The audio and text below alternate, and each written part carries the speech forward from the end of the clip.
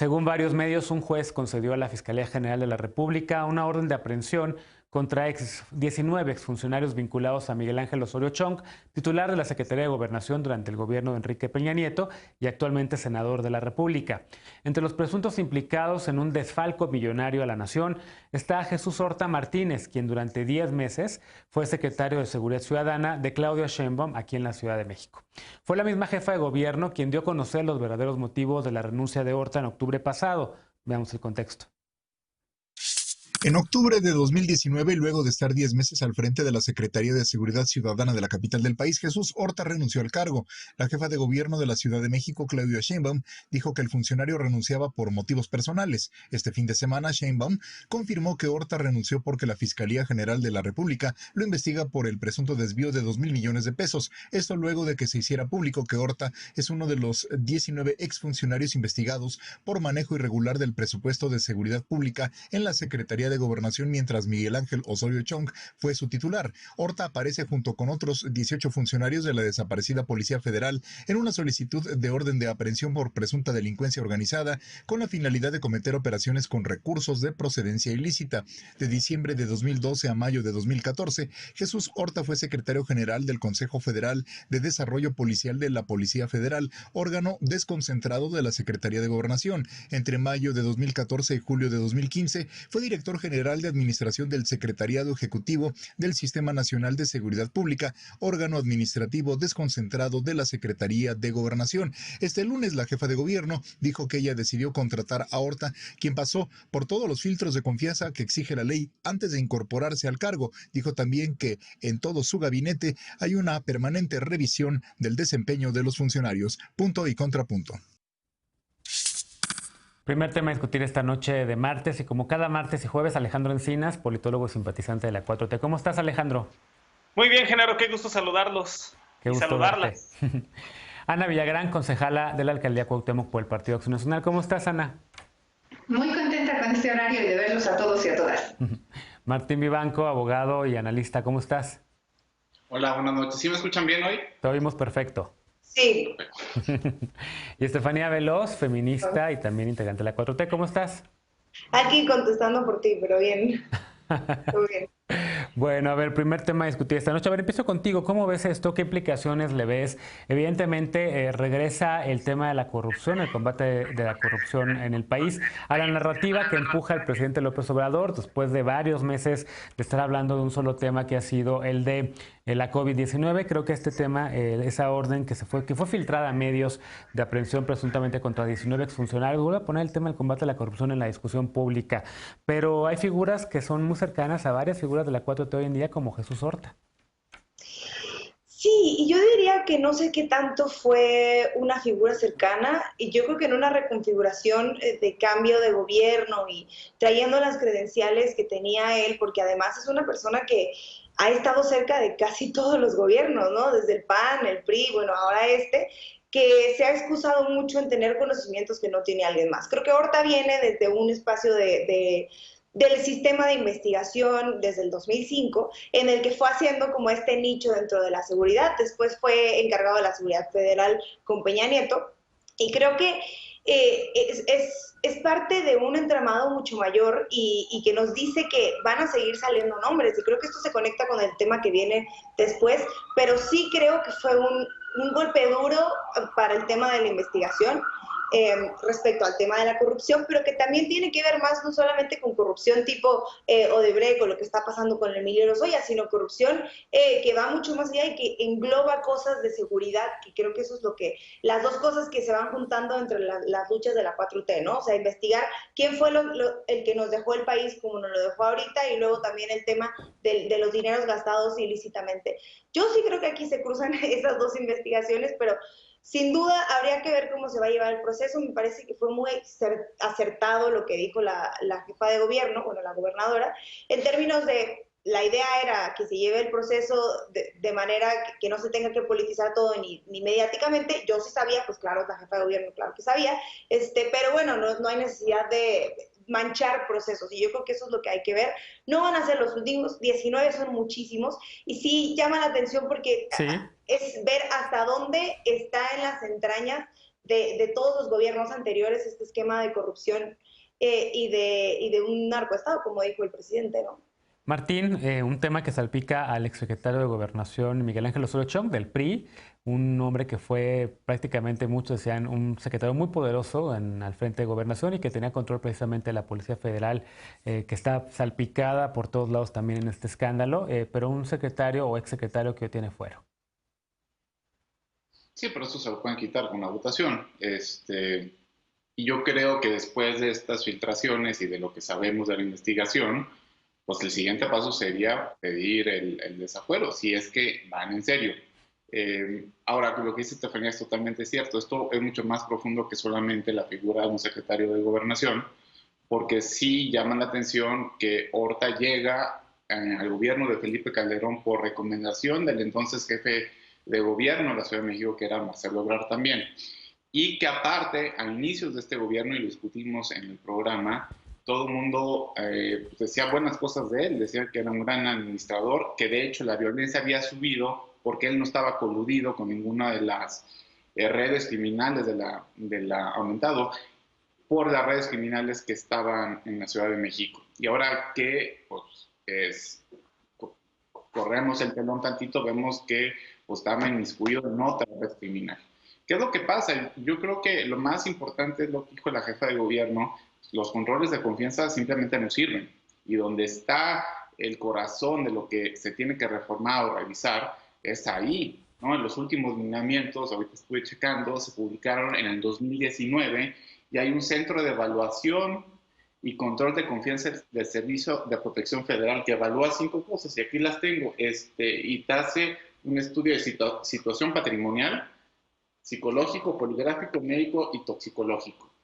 Y pues si el desvío es de más o menos 2.500 millones de pesos, pues en algún lugar de la situación patrimonial de Horta debería estar esto, o de la otra persona que se dice que era la mano derecha de quien entonces fue secretario de Gobernación. Sí. Entonces, yo creo que esa es una parte del problema que tenemos que resolver, y la otra es, ¿dónde está el Sistema Nacional Anticorrupción? O sea, nos tardamos no sé cuánto tiempo en que se aprobara, tenemos un comité, y ahora sí que mucho ruido y pocas nueces, porque pues la verdad no se puede ni prevenir, ni tampoco tiene dientes para sancionar. ¿Cómo lo ves, Alejandro? En efecto, ¿dónde está el Sistema Nacional Anticorrupción? Pero también digamos que esto ha sido todo un trascendido, se tiene que confirmar todavía muchos más detalles, pero hasta donde ha trascendido esta noticia es que fue la Auditoría Superior de la Federación y no realmente la Secretaría de la Función Pública, aunque sí es un tema que va, digamos otra vez, y vuelvo a reiterar, creo que vuelve a poner en la discusión pública un tema del cual al presidente López Obrador le encanta hablar, y qué bueno que lo haga, que es el combate a la corrupción. Sí, yo creo que hay claroscuros. La nota positiva es que hay un combate frontal a la corrupción y que no hay tapadera. Caiga quien caiga, no importando que sea funcionario de un gobierno afín, como fue el caso de Jesús Horta, como si son... es decir, que no tiene que prevalecer criterios políticos partidistas en la persecución de la corrupción, sino que más bien tienen que prevalecer principios de justicia. Creo que esa es la buena noticia. La mala y la que es muy preocupante es cómo se puede colar una persona que está siendo denunciada por un presunto participación en esquemas de desvío de recursos y de crimen organizado y de compras a sobreprecio y de desfalco al Estado en los máximos cargos de seguridad pública. Y aquí yo creo que sí valdría la pena hacer una reflexión sobre que tienen que ser muy cuidadosa la Cuarta Transformación, tanto a nivel nacional como en los gobiernos locales, en el proceso de reclutamiento de sus funcionarios públicos. Porque efectivamente no solamente es el caso del grupo de Osorio Chong, sino también el de García Luna, en donde todavía hay muchos personeros de ese viejo régimen que responden a estos antiguos jefes dentro de las estructuras de seguridad, principalmente de seguridad pública del gobierno federal. Y la verdad es que una cosa es que hay que tener un servicio profesional de carrera, que hay funcionarios que vienen de antiguas administraciones que son profundamente conocedores, eficientes y comprometidos con el servicio público, pero también hay grupos políticos y hay camarillas, y en esos hay que tener mucho cuidado, como fue el caso de Jesús Horta. Y aquí yo creo que el problema de la Cuarta Transformación y sobre todo de los gobiernos progresistas es el desafío más bien de generar cuadros políticos, cuadros dirigentes, sobre todo en tareas de seguridad pública. Un tema que por lo general ha sido acaparado por los gobiernos de derecha y que entonces cuando las izquierdas llegan al poder requieren de los cuadros formados en otras filas. Eso yo creo que es uno de los enormes desafíos. Qué bueno que no hay tapadera, pero repito, hay un problema que se tiene que mirar, que es el del reclutamiento de funcionarios y de servidores públicos con probidad y honestidad. Claro, y al mismo tiempo como, mira, siguiendo un poco esa lógica, Alejandro, y que también se conecta un poco con lo que decía Estefanía sobre controles de confianza a los que se refirió la jefa de gobierno Claudia Sheinbaum, sí hay un tema ahí que a mí me preocupa en lo específico, Ana, y es el hecho de que ahorita ya está explotando, digamos, un tema de corrupción adentro de la Policía Federal, un cuerpo civil de seguridad que ahorita en estos momentos en los cuales se ha militarizado la seguridad pública con la Guardia Nacional, pues vuelve de cierta manera a dar un argumento de que a lo mejor los militares son menos corruptibles o de que a lo mejor la seguridad debe estar en manos de ellos. No sé, estoy empezando a ver por ahí también en redes ese argumento que a mí me preocupa porque lo que queremos dentro de muchos colectivos como Seguridad Sin Guerra es más bien que la seguridad pública esté a cargo de la seguridad ciudadana, esté a cargo de ciudadanas, de ciudadanos y no de militares. Ahí me gustaría estar de acuerdo contigo, Genaro, pero es que en la ciudad lo que yo veo como capitalina y como funcionaria de una alcaldía es que se les está saliendo de las manos, porque ahorita me parece que le está lloviendo sobre mojado a la doctora Claudia Sheinbaum. Veo a mis compañeros y a muchas voces en la opinión pública que se están como lavando las manos diciendo este tema de Horta es un tema federal porque ya ha traído una investigación previa, pero si esta investigación existía de entrada no entiendo cómo fue que llegó y nada de que se coló. Sheinbaum lo escogió.